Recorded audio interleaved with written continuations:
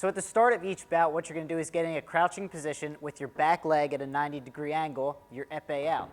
And with each attack, you lunge at your opponent. The Gamecocks are back-to-back national champions. My name's Cameron Widerman here for a special Capital C Sports Baseball National Championship edition. Hearing the fish is becoming the new saying for the Gamecock baseball team after L.B. Dantzler brought his fish along for the road trip. Puts it up. Yes! Oh! Send it in, Jerome! Gonzaga! The slipper still fits! Fires!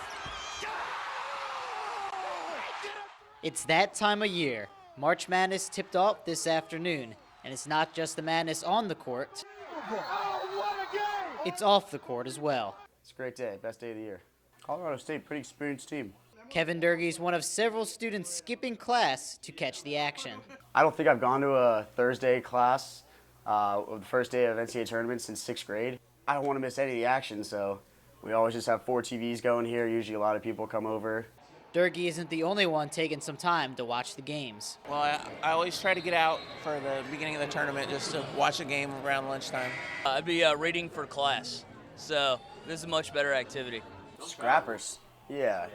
Nielsen ratings say last year's first Friday night game drew 9.6 million viewers. So why do people love the game so much? The title itself explains it, man. March Madness, just anything can happen. You have more game-winning shots, more drama.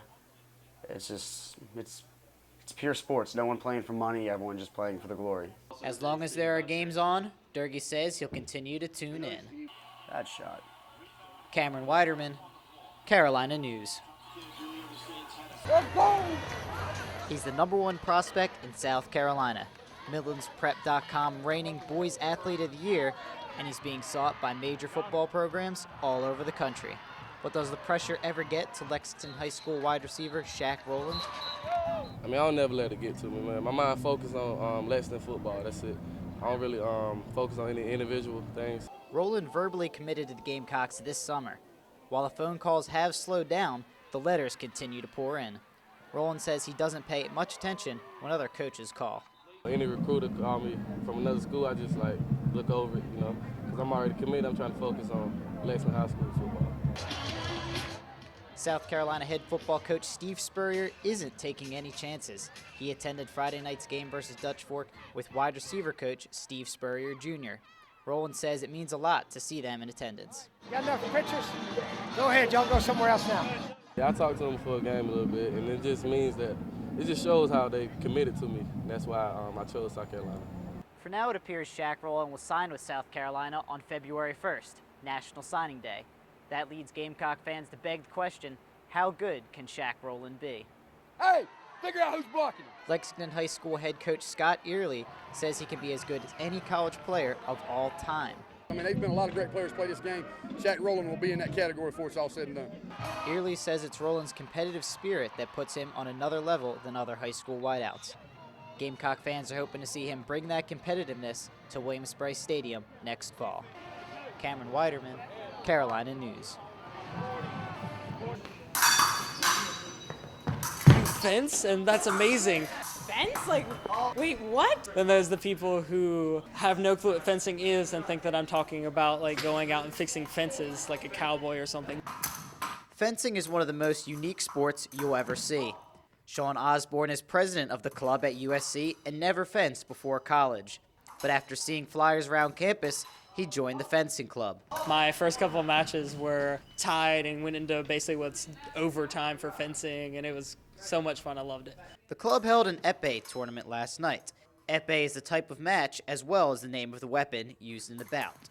So at the start of each bout, what you're going to do is get in a crouching position with your back leg at a 90-degree angle, your épée out. And with each attack, you lunge at your opponent. Points are awarded when one person hits the other with the tip. Matches are timed, and the first person to score the set amount of points wins the match. Amanda Williams says each match brings nerves and excitement. As a usual overall feeling, it's like I'm really ready to go. You're a little bit nervous, but at the same time, you really want to get out there and kick some butt. Their matches also tend to attract an audience. I just want to check it out, see what it's about. And some of these guys look real legit. Paige Tehan says the matches are not exactly what everyone expects. There's a lot more thinking involved than just I'm going to hit somebody with a sword. You watch for the person's weaknesses. You need to keep an eye open for the kinds of reflexes that they have, their speed, their style. Fencing may not have been like the sword fights he was expecting, but Osborne fell in love with the sport anyway. Cameron Widerman, Carolina News. Welcome back to Carolina News. Now, we know Cocky is Gamecock's mascot, but Cam, it looks like the baseball team adopted another one this weekend. That they did, Maggie, and fitting since they're going down Auburn because they don't know if they're the Tigers or the War Eagles, but Gamecocks did pick up a new mascot, and fearing the fish is becoming the new saying for the Gamecock baseball team after LB Dantzler brought his fish along for the road trip. Here is Reptar, Dantzler's beta fish. He hung out in the bullpen for the 3-game set, and with Reptar out there, it was smooth, well, swimming for the Gamecocks this weekend. Take a look at Sunday's game. The Gamecocks don't waste any time getting on the board.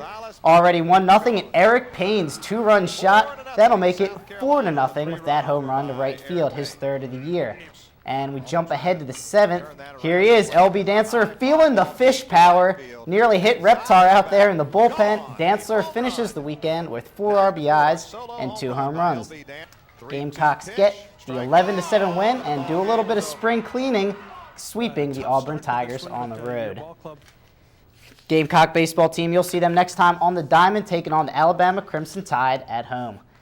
And the softball team, they were also in action this weekend as they hosted the 9th-ranked Lady Volunteers. But they did not fare very well, losing all 3 games. However, Evan Child, she's having a great year. She did tie the Gamecocks' single-season home run total with 11 home runs. And it was SEC Golf Championships this weekend as well. The men's team struggled, finishing 10th, with senior Wesley Bryan leading the way. And as far as the women's team goes, they did a little better, 6 out of 12 with Katie Burnett and freshman Justine Dreyer, both plus 14. And with the NFL draft just less than a week away, it's a busy time for draft prospects. But former Gamecock greats Alshon Jeffrey and Melvin Ingram took time to sign autographs for fans this Saturday at Jewelry Warehouse.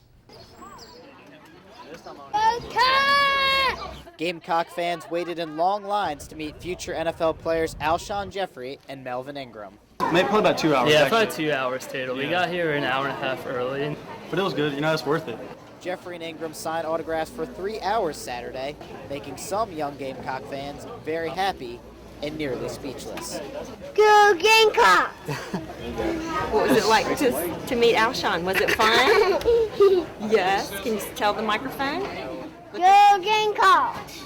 But for other fans, they just wanted the chance to thank 2 players that brought the Gamecocks so much recent success. Alshon, some of the catches and stuff that he's made, and then this year with Melvin, I mean, it's just like he had a non-stop motor. It's good to be a Gamecock, you know, having guys go in the draft. Yeah. We don't usually have players like this who are going to be first or second round draft picks. And if Ingram and Jeffrey continue their success in the pros, those autographs will be worth more than just a memory. I'm saying that, Brady, why don't you turn around and show them your jersey? Now Ingram is expected to be a top 15 pick, guys. And Alshon Jeffrey right now, 2nd round pick. I think personally he should be higher than that. All right, well, thank you, Cam.